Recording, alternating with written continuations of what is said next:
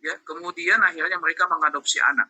Kira-kira Pak, anak yang diadopsi itu nilai-nilai yang ditanamkan kepada anak itu, apakah nilai-nilai yang membenci penyimpangan atau yang menerima penyimpangan? Penyimpangan. Pasti nilai-nilai yang ditanamkan ke si anak tadi adalah yang menerima penyimpangan. Itu yang terjadi. Ya.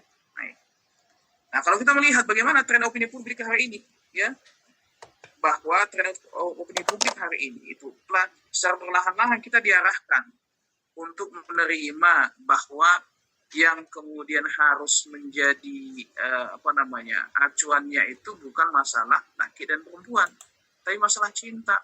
Mereka kemudian mengkampanye cinta itu kan fitrah, cinta itu kan sesuatu yang suci, dia tidak boleh dibatasi oleh gender dan lain sebagainya. Amin. Berulang-ulang Pak, nah, akhirnya yang terjadi kita menerimanya. Kemudian apalagi kita di publik hari ini orientasi seksual orang itu sudah kemudian bukan menjadi satu hal yang penting lagi. Mau dia gay, mau dia bencong, segala macam sudah nggak penting. Yang penting ya aku suka. Itu yang terjadi. Kemudian apalagi dari si ilmu sains, psikologi itu bahkan satu hal yang dianggap normal. Saya kalau di tweet atau di Twitter itu saya ngikutin ada dokter Pak, dokter spesialis alat kelamin, ya, dan penyakit dalam. Dia berulang kali ngepost Pak bahwa klien-klien dia itu yang begitu-begitu. Dia berulang kali kemudian sampai mengkampanyekan kemana-mana, hindari penyimpangan. Karena yang ditemukan itu begitu Pak. Bahkan dia kemudian membagi itu ke dalam beberapa kategori orang-orang yang penyakit-penyakit begitu. Ada dia yang bukan bawaan, bukan sifatnya. Karena memang begini, ada juga yang begitu Pak, sifatnya itu kan gemulai dari lahir gitu ya. Ada orang yang sebenarnya terjebak, korban.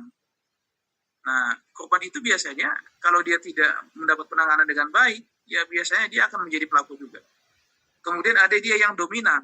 Dominan itu dia sehat gini ya, tidak ada ciri-ciri tertentu. Maksudnya gini, perilaku normal begini, tidak ada ciri-ciri tertentu yang menunjukkan dia melakukan penyimpangan.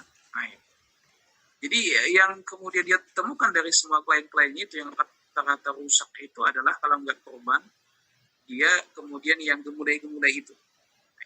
Yang dominan tadi jarang gitu. Dia sering menemukan itu ada anak-anak lah, ada anak muda yang mahasiswa segala macam yang datang ke dia, kemudian dia temukan sudah kena HIV ini akut, bahkan kemudian mohon maaf itu ya mohon izin ini mungkin agak seram ini informasinya itu duburnya itu sudah jebol dalam artian kalau dia mau BAB itu nggak ada kontrol lagi Pak, udah jebol gitu.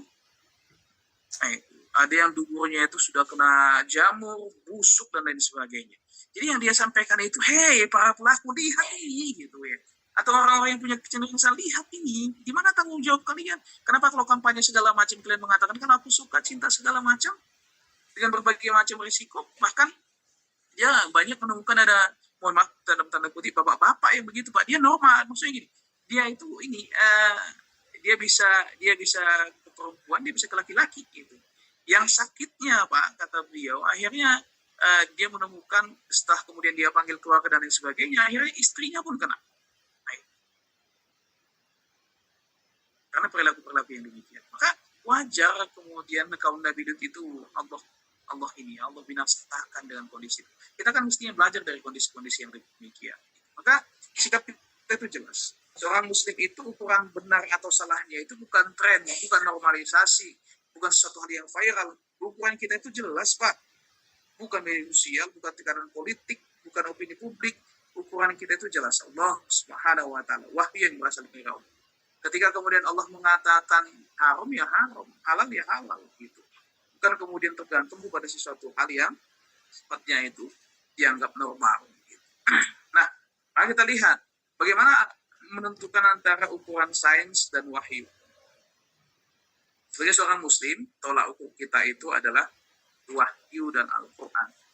Kalau dari sains bisa aja nanti Pak, dia pakai alat apa gitu ya, sehingga nggak terpapar, nggak dan sebagainya, bukan itu. Ya, tapi jelas yang kita gunakan itu adalah sains. Ya, Al-Quran. Kita menolak sains untuk hal yang demikian. Sains itu jelas ruangnya gimana. Sains itu ruangnya adalah berkaitan dengan hal-hal yang memang di dalamnya itu ada peran sains. Contoh, kita sakit, ya kan ke dokter. Gak mungkin kita sakit dan piginya itu ke ini, ke apa namanya, ke yang lain gitu ya. Nah itu, maka jelas ya. Nah ini contoh yang lain misalnya B2 kan, B2 orang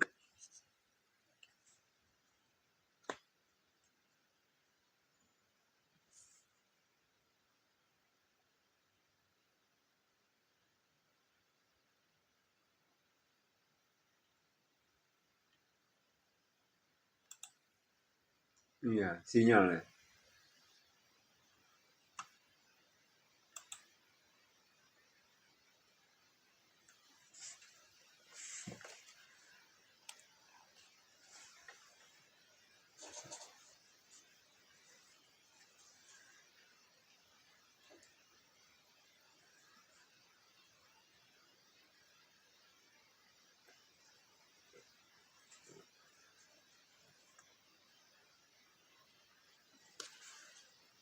jadikan untuk menentukan sebagai penentu bahwa sesuatu itu halal atau haram adalah wahyu ya, karena wahyu itu jelas ya, wahyu itu fungsinya adalah dia menjadi standar ya untuk menentukan benar dan salah.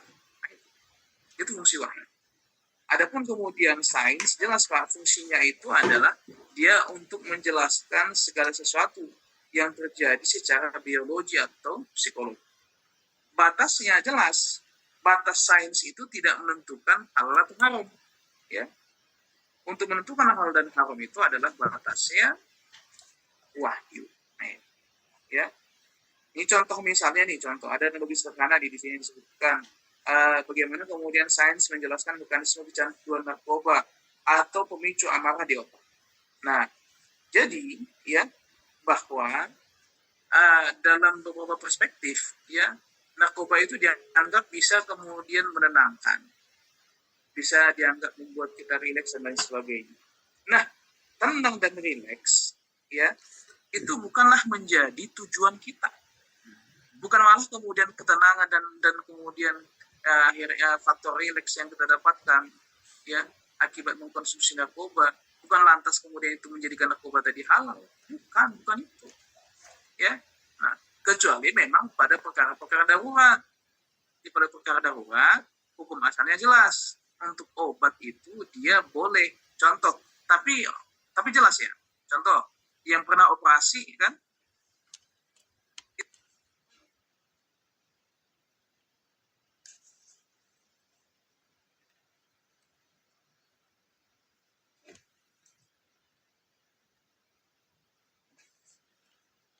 itu sebagai seorang muslim adalah bagaimana kemudian kita bisa mendudukan segala sesuatu sesuai dengan ukurannya masing-masing ya, bahwa untuk LGBT ya, untuk LGBT bahwa kecenderungan atau ketertarikan seksual itu bukan lantas kemudian mengubah hukum Islam. Hukum Islam sudah jelas, laki perempuan sukanya perempuan, perempuan sukanya laki, selesai. Bukan malah ada kecenderungan tadi, akhirnya kemudian dianggap itu adalah ekspresi cinta. Cinta itu kan dia suci dan lain sebagainya. Cinta itu tidak bisa diintervensi, ya salah. Berikutnya, apa yang dimuliakan Allah Subhanahu wa taala? Kita melihat bagaimana kemudian sejarah kelam dari kaum Nabi Lut, ya. Bahwa kemudian dalam Quran surah As-Surah itu sudah jelas kan. 165, 166 bahwa fitrah dari hubungan laki-laki dan perempuan itu adalah seorang laki-laki punya kecenderungan kepada perempuan, perempuan punya kecenderungan kepada laki-laki. Nah, bagaimana supaya kecenderungan tadi bisa dilampiaskan, bisa didapatkan dengan cara yang baik, dengan cara yang halal? Hanya lewat pernikahan saja. Dengan lewat pernikahan akhirnya kecenderungan kita kepada perempuan dan sebaliknya itu bisa kemudian didapatkan dengan cara yang halal. Nah, bagaimana dengan penyimpangan? Penyimpangan sudah jelas dalam Quran surah Al-Araf itu. Bahkan disebut bahwa penyimpangan itu Allah kemudian sebut sebagai bentuk fahisyah. Fahisyah. Fahisyah itu apa, Pak? Dia melampaui batas. Jelas, segala sesuatu yang melampaui batas itu ya bukanlah sesuatu yang diakomodasi dalam Islam. Nah, konsekuensinya bagaimana? Ya, konsekuensinya adalah bahwa dalam konteks ini, ya, Allah Subhanahu wa taala sudah memberikan contoh kepada kita. Bagaimana orang-orang yang dia ketika diingatkan supaya meninggalkan maksiat tapi tidak bermaksiat. Dalam Quran surah Hud ayat 82 dan 83, Pak. Nanti silahkan lihat bagaimana Allah menggambarkan. Allah membalikkan negeri mereka, Allah menghujani mereka dengan batu-batu. Ini bentuk hukuman dari Allah Subhanahu wa taala. Okay. Nah, apa ini niat Allah Subhanahu wa taala? Jadi kalau kita melihat ya berkaitan dengan LGBT, apakah kemudian kecenderungan tadi, adanya kecenderungan yang katanya itu bawaan lahir, itu adalah sesuatu hal yang mutlak diikuti atau kemudian adalah bentuk ujian yang harus kemudian dilewati? Nah, itu dulu, Pak, yang mesti kita dudukkan. Bahwa Islam itu memandang kecenderungan yang dia melawan fitrah itu adalah bentuk ujian kepada kita. Dan setiap ujian yang Allah berikan kepada manusia itu kan beda-beda tuh takarannya berdasarkan kemampuannya masing-masing. Ada orang yang diuji dengan harta, diuji dengan kemiskinan, diuji dengan gelar, diuji dengan ketampanan, dengan rupa yang tidak begitu menarik. Ada yang diuji dengan yang tadi. Bahkan kita yang normal ini pun Pak diuji juga. Nah, diuji bagaimana? Diuji dengan ya kalau misalnya mampu menikah, ya sudah. Kalau mampunya hanya satu-satu, jangan keburu nafsu, mau nambah-nambahinnya akhirnya membuat ya makin runyam, makin jadi masalah kan begitu kan? Jadi itu artinya bahwa segala sesuatu itu setiap orang itu dia mendapatkan ujiannya masing-masing, ada termnya masing-masing. Oleh sebab itu, Bapak ini menyatakan Allah Subhanahu wa taala, maka kemudian kualitas kita di hadapan Allah itu kan ditunjukkan dari bagaimana kemudian nanti kita bisa tuh ya ngelawan atau menyelesaikan setiap ujian-ujian yang kita dapat tadi. Nah, oleh sebab itu, kalau kita melihat dalam pandangan Islam, ya, manusia itu tidak boleh kemudian bebas berperilaku, ya, tidak boleh bebas berperilaku. Manusia itu tetap terikat dengan hukum syarak, ya. Termasuk kemudian dalam bentuk kecenderungan kepada kecenderungan akan itu tadi, kecenderungan akan nafsu tadi, ya. Maka cara satu-satunya yang halal dalam pandangan Islam untuk kemudian menyalurkan nafsunya adalah dengan menikah, nah, dengan yang lain. Ya. Jadi ada orang yang dia normal, tapi kemudian dia pacaran nih, berzina, ya, kemudian dia bermaksiat, ya, maka yang begini juga walaupun normal, ya tidak ada penyimpangan, tapi tetap dia melampaui batas. Dia menyalurkan kecenderungan, dia menyalurkan kecenderungannya tadi bukan pada tempatnya. Nah, itu. Kemudian hari ini yang berkembang di sisi yang lain adalah cara pandang orang-orang liberal. Apa itu? Cara pandang orang-orang liberal, mereka kemudian beranggapan itu suatu hal yang privasi yang kemudian tidak boleh dibatasi oleh hukum, ya, kemudian agama dan lain sebagainya. Masalah kecenderungan kecenderungan tadi, masalah pelampiasan dari nafsu tadi dalam pandangan mereka itu suatu hal yang privasi, ya, tidak boleh kemudian dibatasi oleh yang lain. Bahkan kemudian mereka mengatakan ya sudah ikuti saja hatimu, ikuti saja kau kemana senang dan lain sebagainya. Nah, ini adalah pandangan-pandangan yang salah bahwa ini ya kan. Dan Allah Subhanahu wa taala dalam Quran surah Al-Jathiyah, ya, itu Al-Jathiyah itu secara jelas sudah menegaskan kepada kita. Apa itu? Berkaitan dengan hawa nafsu. Nah, ya, tidak boleh menjadikan hawa nafsu sebagai Tuhan. Tapi kemudian yang harusnya menjadi pegangan kita dalam berbuat itu adalah wahyu. Wahyu yang menjadi pemimpin kita. Nah, Bapak ini mengingatkan Allah Subhanahu wa taala. Ini kita sudah melihat realitasnya hari ini. Di Indonesia itu, Pak, itu ibarat gunung es, ya. Yang muncul itu tidak seberapa dengan yang tersembunyi. Jadi bahkan kemudian ada yang kemarin yang mengatakan kalau kita ketemu dengan 20 orang, itu kemungkinan satu dari yang 20 orang itu adalah pengidap LGBT. Begitu parahnya, Pak. Jadi kita mungkin selama ini menganggap Allah gitu ya. Yang muncul dengan ciri-ciri itu ternyata sedikit sekali yang menampakkan. yang kemudian tidak menampakkan itu jauh lebih banyak, Pak. Dan kalau saya tidak salah ya 2 bulan yang lalu itu di daerah Jawa kalau saya tidak salah digerebek sama pihak kepolisian, itu ada puluhan laki-laki yang sedang berzina itu, Pak. Allah. Jadi eh, kemarin pernah juga tuh viral tuh ada satu kapal pesiar, yang ada satu ruang di kapal pesiar itu yang sengaja disewa oleh mereka, Pak. Disewa ya itu ada ribuan orang ya, kaum kaum nabi itu di situ, laki-laki semua, Pak. Dan kalau dilihat, Pak, badannya kalah kita ini masih buncit-buncit kan, mereka itu six-pack lah, wah ganteng-ganteng dan lain sebagainya ya. Ya kalau kita ini Pak Pakara nggak ada apa-apanya, kita ini awak gendut Pak Pakara terus nggak ada apa-apanya kalau mereka itu badannya tegap ya, kita nggak nyangka gitu dengan cara-cara, dengan ciri-ciri fisik itu ternyata mereka mengidap itu begitu. Nah, maka salah satu bentuk dakwah kita yang pertama, coba kita lihat nih di keluarga kita, jangan sampai kemudian ada hal yang demikian. Kalau ada, maka dakwah kita itu adalah bagaimana membuat dia menjadi seorang, kalau dia laki-laki menjadi laki-laki tulen, kalau dia perempuan menjadi perempuan tulen. Atau kemudian jangan sampai ada ruang-ruang yang kemudian bisa mengakomodir hal yang demikian. Ya, bahwa ketika kemudian ada yang demikian atau ada kecenderungan pada hal itu, yang harus kita tanamkan itu ujian, yang harus kemudian jalani, dilawan, bukan kemudian lantas diikuti. Islam memandang bahwa apa yang dimuliakan Allah, bahwa perilaku yang demikian ini adalah dosa besar. Nah, tapi walaupun itu dosa besar, ya, ternyata Islam juga membuka pintu taubat, ya, pintu rahmat bagi orang-orang yang demikian. Saya banyak juga kemudian mendapat informasi dari teman-teman itu, banyak kok yang bisa sanggup lawan itu. Ya. Jadi dulu kalau nggak salah di masa-masa awal STM dulu, itu di televisi, di salah satu televisi swasta itu ada, Pak. Ada satu acara, yang acara itu sengaja mengambil orang-orang yang demikian supaya dididik lagi, dikuatkan lagi menjadi, supaya kembali ke fitrahnya. Itu ya dikasih latihan-latihan apa gitu kan. Nah, termasuk hati-hati juga, Pak. Saya kemarin menemukan ada catatan yang cukup bagus. Makanan-makanan yang ada sekarang pun itu banyak juga yang kalau dikonsumsi secara rutin, itu bisa kemudian mengurangi hormon testosteron kita itu. Hati-hati ya. Jadi kalau kita yang laki-laki ini, Pak, ya sering-sering makan daging kambing, nah, gitu ya, supaya hormon testosteronnya itu semakin naik gitu ya.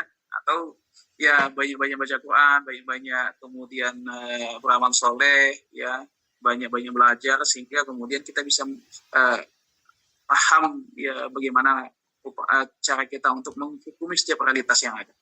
Nah, termasuk hari ini yang kita butuhkan sebenarnya untuk hal-hal ini, ya, peran negara ini. Dari sisi undang-undang kan tadi sudah jelas. Tapi peran itu apa? Yang kita inginkan itu adalah negara muncul, ya, punya program yang kemudian itu bisa membuat orang-orang yang demikian ada sensus, ya. Kemudian orang-orang arahkan, dididik supaya kembali lagi kepada fitrahnya. Ya, bukan kemudian pertahanan. Ya. Dan bila perlu nih, misalnya nih buat latihan apa kayak militer atau dibawa ke apa, dibuat latihan seperti di Brimob gitu ya kan, yang begini-begini supaya kemudian hormon testosteronnya itu dinaikkan lagi, fisik ini latih ya supaya bisa lepas dari hal yang demikian ya. Nah, itu yang informasi yang saya dapatkan terakhir kemarin, Pak, itu yang lebih mirisnya lagi, bahkan mereka itu punya semacam upaya-upaya bagaimana supaya orang-orang itu bukan hanya menerima, tapi kemudian juga bisa ikut dengan itu, Pak. Ikut dengan apa namanya, dengan penyimpangan mereka. Nah, biasa itu. Ya, tahun kalau saya tidak salah 2004 atau 2005, ya, saya kan aktif di gym, Pak, gitu, di Medan itu. Bapak tahu informasinya.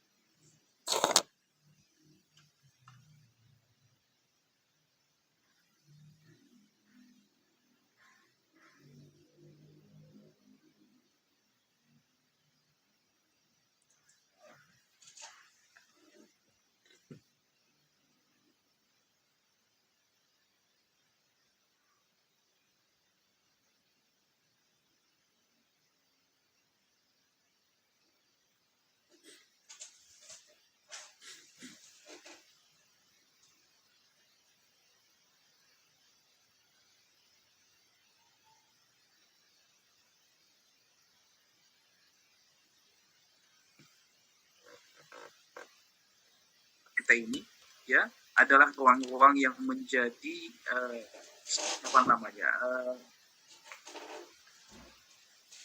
salah satu peluang dakwah bagi kita. Itu peluang dakwah dalam artian ya kita sebagai seorang muslim harus berani menyampaikan di publik begitu ya. Ini nggak boleh begitu. Penyimpangan tidak boleh. Setidaknya hari di sosial media segala bentuk penyimpangan itu kampanyekan adalah sesuatu hal yang melanggar. Kita tidak mau negeri kita ini sebagaimana negeri yang pernah Allah gambarkan, negerinya orang-orang Lut ya itu ya, yang kemudian Allah Subhanahu Wa Taala hancurkan. Kenapa? Akibat penyimpangan ini tadi. Nah, maka kalau kita melihat di Quran itu sendiri Pak, banyak Allah Subhanahu Wa Taala menginformasikan kepada kita lewat cerita-cerita. Gitu ya. Nah, tujuannya apa? Supaya kita bisa belajar dari peristiwa itu. Kita bisa mengambil ibrah dan tidak melakukan hal yang sama. Begitu. Nah, berikutnya, ada 3 sikap tegas yang harus kita ambil. Yang pertama, harus bisa memisahkan antara orang dan perilaku. Nah, itu Pak. Sebagai manusia, mereka kita hormati. Ya. Kenapa? Karena ciptaan Allah Subhanahu Wa Taala. Tapi ingat, jangan biarkan mereka bermaksiat. Nah itu. Apalagi kemudian dalam sistem kapitalis sekarang dengan asas kebebasan berekspresi, berpendapat, berperilaku. Nah ini yang kita tentang ini. Manusia itu nggak bebas. Bahkan dalam konteks bernegara saja, dalam konteks kehidupan sosial saja kita kan nggak boleh bebas. Tetap ada hukum. Fungsi hukum itu kan 2 tuh, mengikat, maksa, gitu ya. Jadi kalau misalnya orang menentang hukum, dia kan dipaksa untuk ikut hukum itu. Masih kemudian kalau ada orang yang kebablasan, dia kan diikat hukum. Tapi kemudian masih juga, maka dipaksa. Itu caranya gimana? Bisa dengan dijebloskan ke penjara dan lain sebagainya. Itu cara hukum begitu. Maka kita memandang orangnya tadi tetap sebagai objek dakwah yang harus disedapkan. Maka yang kita benci itu adalah sifatnya. Kemudian yang kedua, kita sebagai seorang muslim harus punya prinsip Pak. Bahwa prinsip kita itu berdasarkan apa yang kemudian Allah mewahyukan.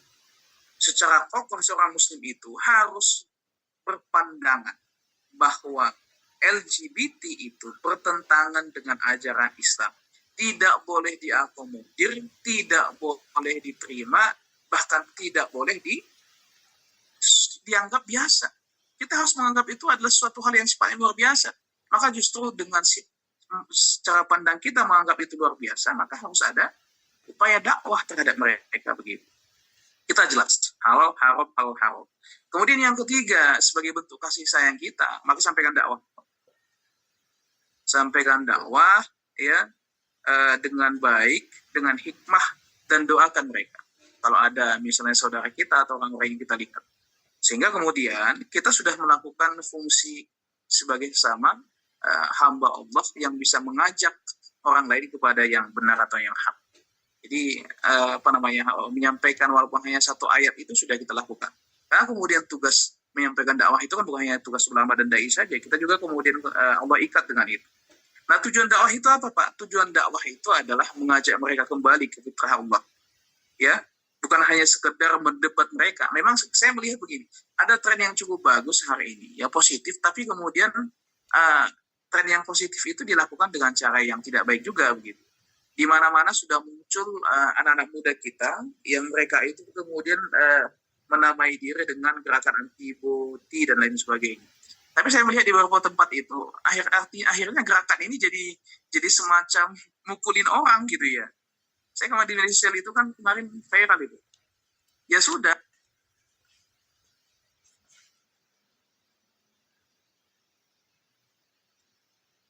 Kemudian nanti dalam kehidupan publik kita ketemu, ya tetap harus lakukan dakwah. Ya. Bapak akan ketemu sampaikan, ingat mati, gitu Pak ya.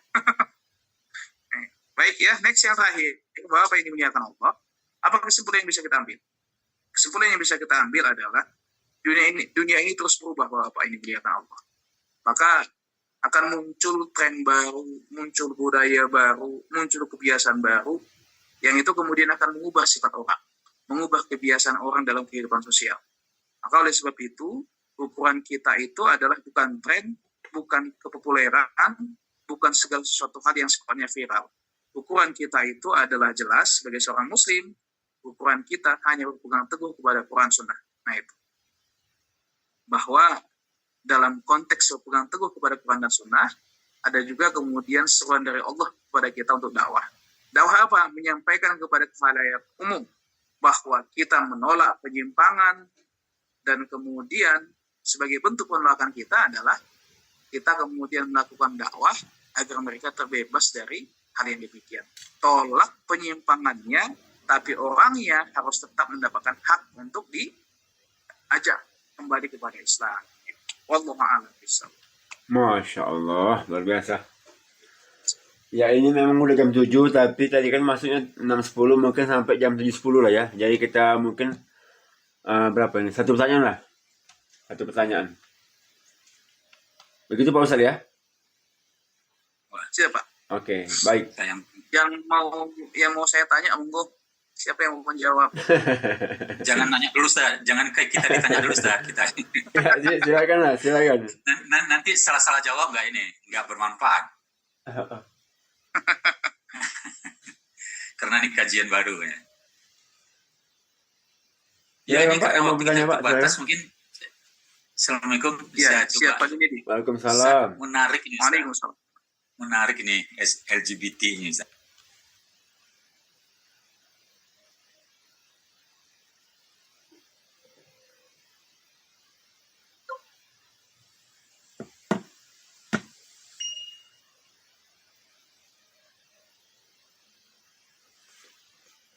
Pertentangkan pemikiran yang dilakukan oleh orang-orang liberal dengan Islam.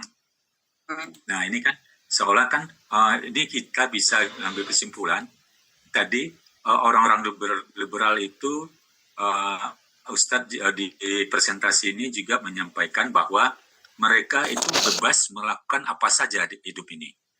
Artinya kan ada free will mereka, Ustadz ya. Iya, betul. Sementara kan di kita kalau Islam itu ada apa haram dan halalnya, ada mana yang harus kita kerjakan dan mana yang harus kita tidak kerjakan. Ini kan bertentangan sebetulnya, Ustaz. Nah, kalau secara prinsip apa sebetulnya yang harus diperangin atau yang didakwahin? Kalau dari pola perilaku ini kan action dari apa yang diajarkan dan apa yang dibawa oleh pola pemikiran. Nah, tadi juga Ustaz menyampaikan tadi analogi antara handphone dengan apa gitu tadi itu dengan laptop atau itu kan lama-lama bisa berubah. Nah, apakah hal ini juga tidak terjadi? Apa yang di liberal lakukan itu yang apa merubah mindset itu, berpikir sehat itu lama-lama jadi berubah. Kita sekarang bisa lihat aja dari liberal itu kita anggap sajalah mereka mengajarkan itu berdasarkan dari kalau dia menganut agama agamanya pasti bukan Islam. Pasti mungkin kita anggaplah mereka mengajarkan dan mengambil itu dari kaidah-kaidah kalau mereka bertekun Tuhan itu adalah agama Kristen gitu, Ustaz ya. Kita langsung aja ini Kristen. Artinya kan di situ ada kebebasan. Tadi juga ada babi. Nah, tadi analogi tadi itu, Ustaz. Analogi itu yang kita yakin kalau dari akal sehat pasti yang dipegang di tangan kiri Ustaz tadi misalnya charger di kiri itu lama-lama, nah ini kan sebetulnya udah terjadi berapa ribu tahun lalu pola berpikir ini. Mereka kita anggap mereka sekarang itu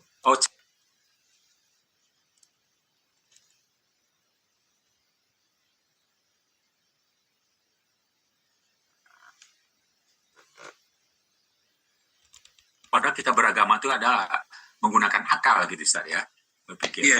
Nah ini nih sebetulnya yang kita perangin itu apa sebetulnya? Artinya kan akidah juga yang kita perangi. Dari sisi kita memerangi LGBT, ditambah lagi sekarang ada key-nya itu ya. LGBT itu adalah dengan apa? Al-Quran dan hadis, dengan ajaran kita. Sementara yang kita perang ini adalah pemikiran-pemikiran bebas. Nih, dan kan kita juga dapat informasi LGBT ini berkembang dan disahkannya itu malah di mana? Katanya sih di gereja-gereja itu malah diizinkan. Nah, ini artinya kan ini kan antara perang dari ajaran agama dan kebebasan hidup dengan kita dihadapi dengan kita yang umat Islam yang presentasi di Indonesia ini besar 80-85%. Nah, artinya kalaupun kita berdakwah, yang kita dakwahi siapa? Kita kan apakah mendakwahi umat-umat Islam, atau kalau kita mendakwahi umat non-Islam, ini kan lain ceritanya. Apa yang mau kita dakwahi kan? Nah, kan harus kita sikapi juga. Yang banyak melakukan perilaku LGBT ini, dia beragama apa gitu, Sen? Nah, orang-orang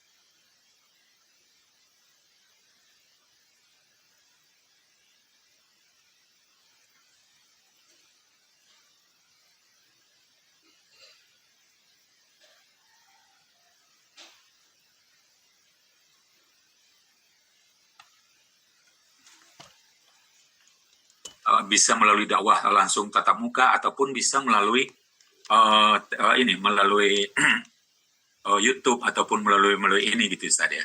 Kalau ada muncul-muncul para ahli-ahli yang bisa memerangi ini melalui ini akan banyak orang membuka dan mengetahui, dan ajak itu. Kalau bisa diajak itu yang pernah melakukan pola perilaku menyimpang ini untuk berdiskusi gitu. Apa sih pemikiran mereka? Jadi umat-umat ataupun manusia ini tahu kok bisa terjadi gitu Ustaz.